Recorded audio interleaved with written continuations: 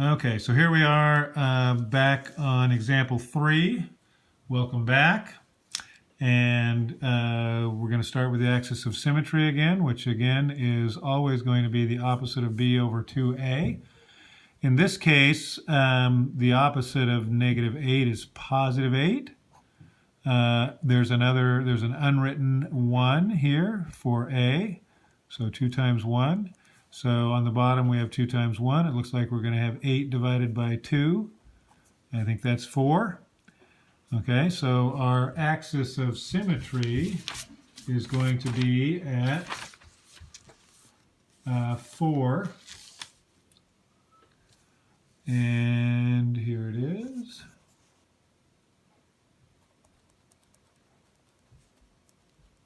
Okay, draw that as a dotted line because that's not really part of the graph.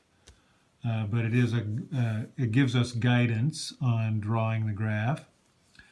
Finding the y-coordinate of the vertex. We're going to take this 4 and have it replace x in both of those places in the function. And so this will be 4 squared minus 8 times 4 plus 7. I think we can see that's 16 minus 32 plus 7, which is going to be negative 32 plus 7, which is negative 9. Okay, so our vertex is at 4, negative 9, and we're going to have that right there. There's our vertex on the graph, right here. Our y-intercept is way up here at 7, positive 7, because this right here tells us that the y-intercept is 7. Now what we call the symmetric point, so this is a distance of 4 from the axis of symmetry, so there's got to be another point on the other side of that axis of symmetry the same distance away from it. Okay, so we have that. Now, there's a lot of space in between here and there. It's helpful to know, this point is actually 8, 7. So 0, 7 is another point, and we'll call the other one 8, 7. Okay, but there's a lot of space in between those, and it's not a direct route from there to there. But this has got a equals 1, which means it's a normal shaped parabola, and if you go 1 to the right, you should go 1 up. And I'm saying 1 to the right or left from the vertex, because 1 times 1 is 1. That's what gives these parabolas their shape. And 2 to the right should be 4 up from the vertex. So that would be right here. And 2 to the left, also 4 up. And if we want to have even more dots to aim at, then we could go 3 to the left and up 9, and that'll take us right to here. And the other one, since it's a symmetric point, go 3 to the right of the axis of symmetry, so that should be the same height. Now it's a little easier to draw this, and remember that these are not pointy, they're curved at the bottom, and there we go. All right, now on to example 4, and for that one we can do this. Go through the same steps. We're going to find x, and for finding x, the axis of symmetry, we're going to take the opposite of b, which in this case is 10. b is negative 10, so the opposite of that is positive 10, and then 2 times negative 5. Now that looks like 10 on the top and negative 10 on the bottom, so 10 divided by negative 10 is going to be negative 1. Okay, so our axis of symmetry is at negative 1. There it is. Our vertex is going to be on that axis of symmetry, so we're going to have negative 1 replace x in the equation to find the y-coordinate of the axis of the vertex. So negative 5 and negative 1 squared and negative 10 times negative 1, and then minus 2 So the square of negative 1 is positive 1 times negative 5 is negative 5. Negative 10 times negative 1 is positive 10, and then minus 2. So we have, looks like negative 7 plus 10 is going to be 3. So negative 1, 3 is the vertex, and negative 1, 3 is right there. Negative 1, 3. All right, so the y-intercept, looking at the end, is negative 2. That's right here. And we'll put that down, 0, negative 2. That's a point.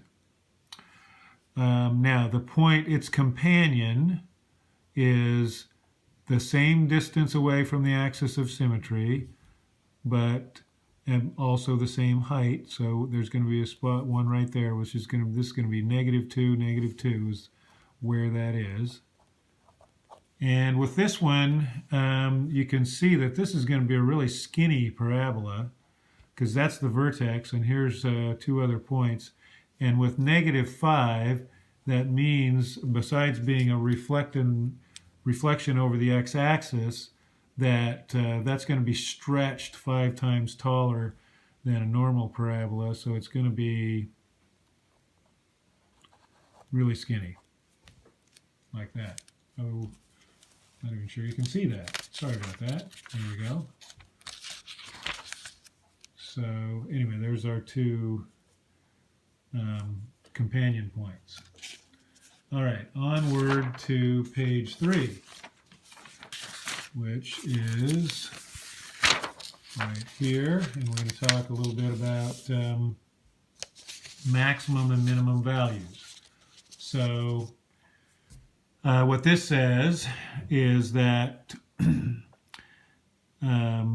when a parabola is upside down, what I call upside down, most people call this upside down, and a is negative, a less than 0 means that a, this number in front of x squared, is negative.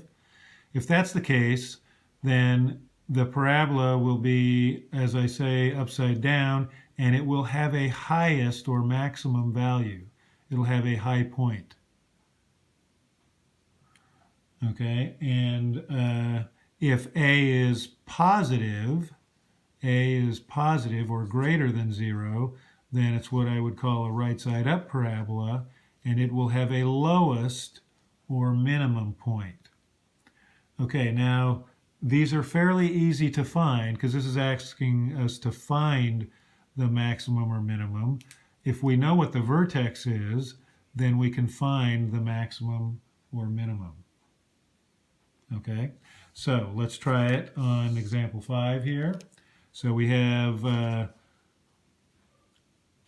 the opposite of b over 2a again. So we're going to use that all day today. So the opposite of negative 8 is positive 8, and then 2 times 8 on the bottom, because a is 8. So that looks like 8 over 16, which would be 1/2. Okay, and if we replace x here with 1/2, then the y will be 8 times 1/2 squared minus 8 times 1/2 plus 6. Okay, now the square of 1/2, 1/2 times 1/2 is 1/4. And so this is like asking what is 1/4 of 8, which is 2. Now you can do that with your calculator if you are uncomfortable doing that arithmetic. Now this one is saying we're going to subtract 1/2 of 8. 1/2 of 8 is 4. And so then we're going to say plus 6 on the end. So now we have, it looks like 8 positive and 4 negative, which means 4. Y equals 4 is the, now a was positive, so that is a minimum. Okay, a was 4, so that, or I'm sorry, a was positive, so we know that this parabola is shaped like that, and this thing, 4, is the lowest value. All right, now to B. Actually, I'm not going to take a chance on making too big of a file, so I'm going to stop there and continue on the next segment.